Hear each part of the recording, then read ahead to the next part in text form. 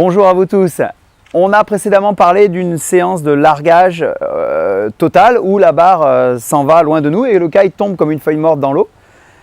Donc l'idée c'est de savoir comment on va faire pour reconnecter et repartir, puisqu'évidemment c'est possible, heureusement. J'avais parlé du largage de cette sécurité-là.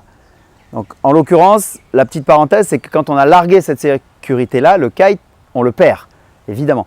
En fonction de l'orientation du vent, soit il s'éloigne, soit il se rapproche de la plage. En tout cas, il est perdu.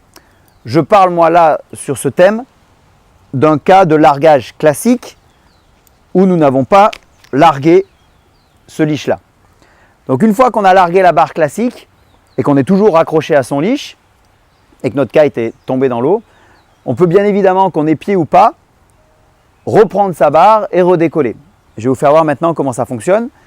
On va ramener la barre près de soi. Au fur et à mesure qu'on tire la ligne, la barre se rapproche de soi. Et une fois que la barre est à côté de soi, on a une action importante, c'est de garder la ligne de sécurité qui est raccrochée à nous dans notre main. Ça, c'est la première chose. Il ne faut pas qu'elle s'en aille. Si elle s'en va, la puissance revient avant que vous ayez pu reconnecter le système de sécurité. Et deuxième petit problème, il se peut que la barre en plus soit emmêlée. Et si ça redécolle barre emmêlée, là ça devient dangereux pour vous. Donc très important de garder cette ligne de sécurité dans la main de manière à pouvoir tout contrôler avant de redécoller. La ligne de sécurité est bien dans la main. On referme le chicken loop.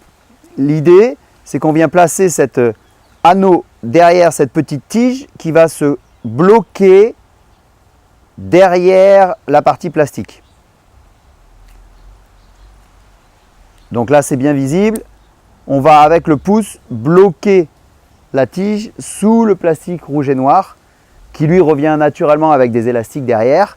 Et là, le système de chicken loop est définitivement refermé.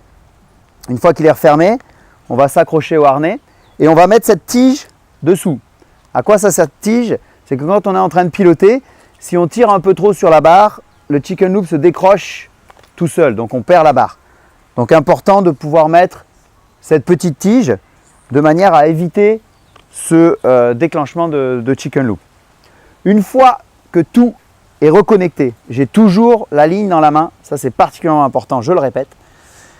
Je vais checker si sur ma barre, j'ai pas une ligne qui a fait le tour de ma barre comme cela, avant de relâcher cette ligne-là.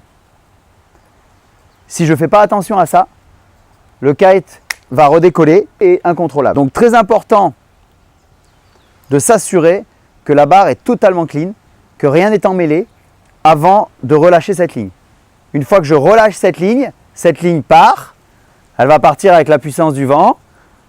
Voilà, totalement bien sûr, entièrement. Donc la ligne recule, recule, recule et au fur et à mesure que la ligne s'en va, la puissance du kite revient.